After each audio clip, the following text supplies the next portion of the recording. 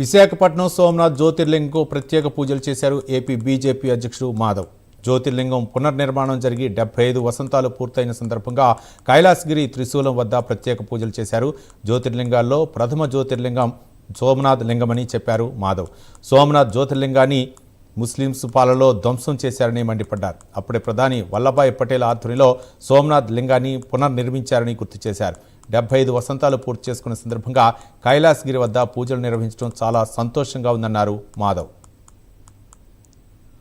మా డిఏ ఆధ్వర్యంలో ముఖ్యంగా చైర్మన్ ప్రణవ్ గోపాల్కి ఈ సందర్భంగా అభినందన తెలియజేస్తున్నాను. కైలాస పర్వతం ఇది. కైలాసగిరికి ఉండవలసిన అంశం ఏదైనా ఉంది అంటే అది త్రిశూలం డమురుకం. కనుక ఈ యొక్క త్రిశూలాన్ని డమురుకాన్ని ఇక్కడ అమర్చడం ద్వారా ఇది రాత్రి పగలు 24 గంటలు కూడా విశాఖ వాసులకి అటువంటి ఒక చైతన్యాన్ని ఇస్తుంది.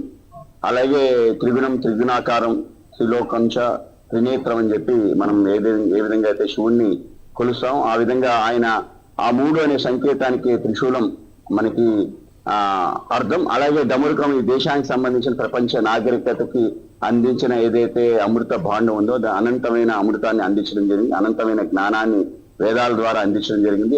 ఇవన్నీ కూడా శివుడిచే ఉద్భవించాయి. అందుకే శివాయ గురవే నమః అంటాం, ఆది గురువు శివుడు అంటాం. ఆ విధంగా అటువంటి యొక్క శివుని యొక్క నామంతో ఉండే యొక్క పర్వతం పైన ఉండాల్సింది ఈ డమురుకం త్రిశూలం. కనుక దీన్ని ఏర్పాటు చేయటం నిజంగానే అధికారులను అభినందిస్తున్నాను. దీనికి సార్థకత కూడా రావటం జరిగింది. ఇది సింహాచల క్షేత్రంలో భాగంగా ఉండే కొండ.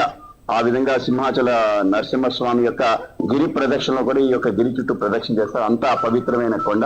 ఇది యాత్రికులు కూడా పర్యాటక ప్రదేశంగా మారింది. ఆ విధంగా శంకు చక్ర నామాలతో పాటు ఈ విధంగా త్రిశూలం డమురుకం ఉండటం చాలా ఆనందం.